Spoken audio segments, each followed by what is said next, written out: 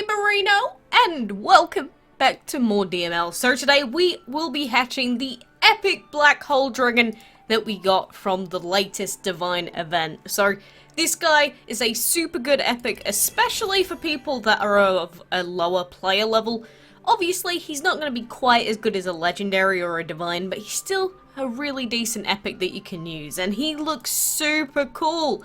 Even his baby form, you can see, he is literally a black hole. This guy has too much power.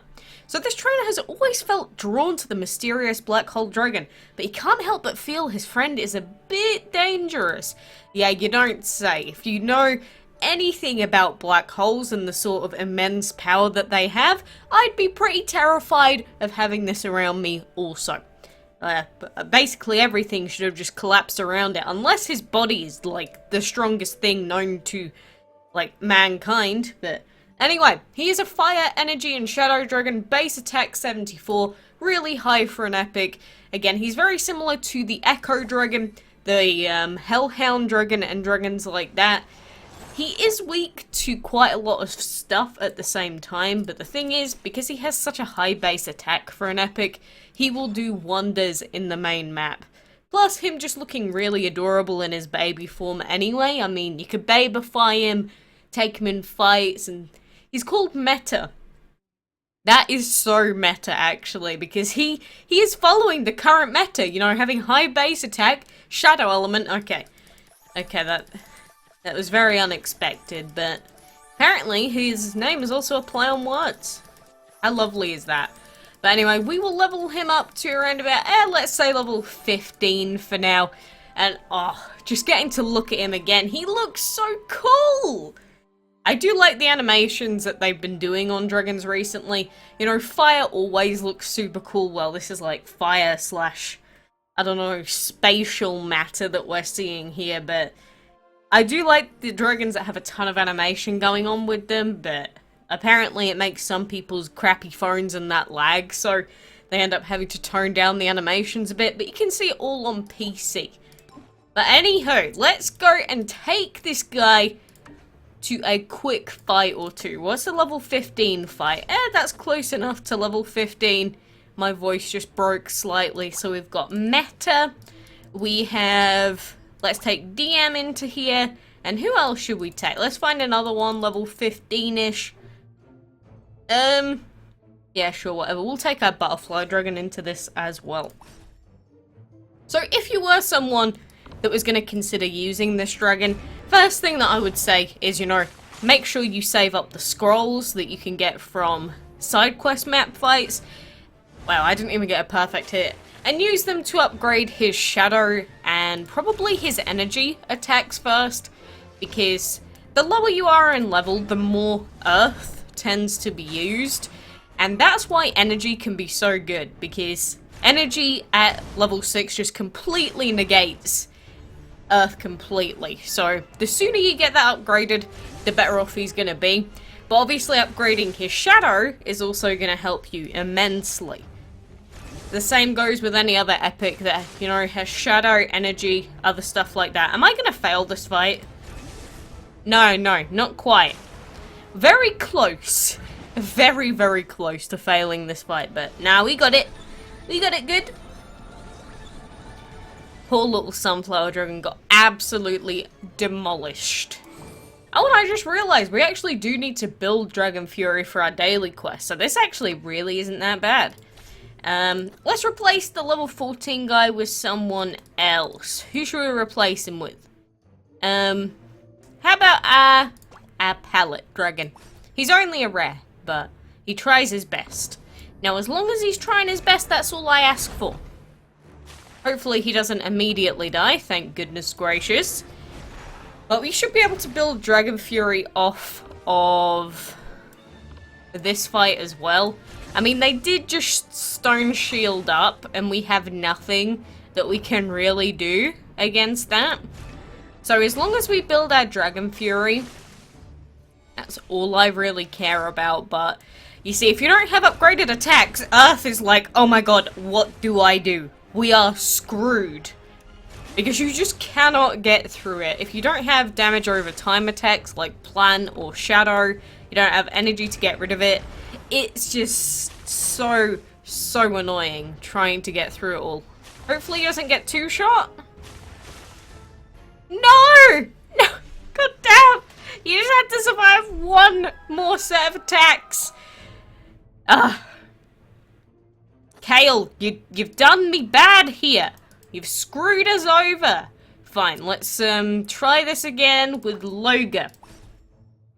Maybe him being a rare was just a little bit too bad for what we needed him to do. We are getting plenty of perfect hits out of this though, and I could just be using our Dragon Fury Essence to do this, but that's cheating! That's super cheating. So we're not going to do that. We are going to do it the good old-fashioned hard way. And hope that we don't actually kill them all before we get this done. So we will attack the Venom with this water to make sure that we can actually build this bar up. He's going to die. That's whatever. And whatever. We could take out the werewolf in the middle. Oh god, he just survived as well. Whew! You know, it's so hard trying not to kill things in this game. Like, I struggle trying not to kill things more than I do actually killing things at this point.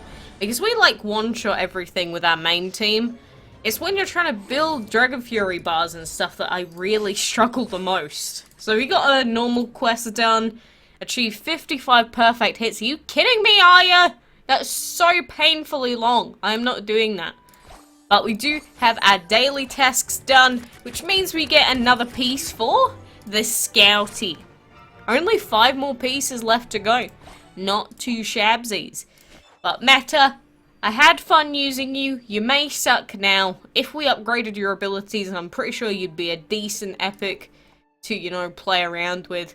But that's the way the cookie crumbles, so, you know, unfortunately for him, he will never be as good as, say, the Taized Enron, or, you know, the big power boy Hathor, because nothing in the current age of DML will ever be better than the Hathor Dragon. Oh, I'm really hoping that the drop rates are going to be decent. I have heard rumours about the drop rates for the Divines and the Divine chests being about 17 pieces on average for the Divines that you get for every 100 chests that you open. I don't know if that is 100% true or not yet, but it did look like the screenshot that I saw was from an official Gameloft page. But that doesn't tell us how many pieces we actually need for the Divine Dragon. So, you know, we might get 17 pieces every 100 chests that we open on average. But what if we need 800 pieces to get the Divine Dragon? You know, I know it's probably not going to be that high. But, you know, it's not that long until we're actually getting Chapter 2. So I really want an official post detailing, you know, the drop rates, how many pieces we need for the Seth Dragons, well, the Seth Dragon and the Chapter 4 Divine Dragon as well. We have not gotten that quite yet. I'm like on the edge of my seat, like, give it to me! Give me the drop rates, please! I'm begging at this point. You know, it's normally like people are like, oh, I can't wait for the new dragons. I'm gagging for drop rates.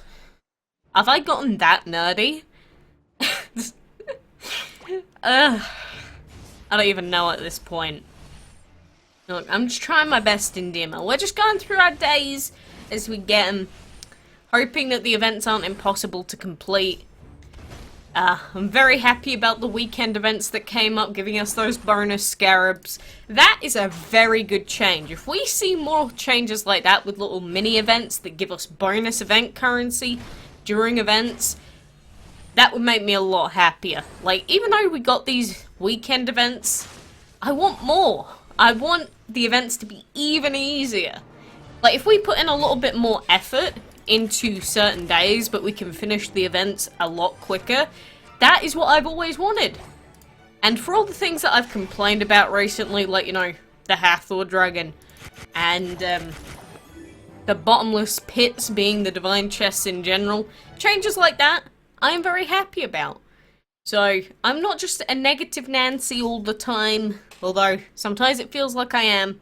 When good changes are genuinely implemented and we see them, you know, I give a big thumbs up to Gameloft when that happens.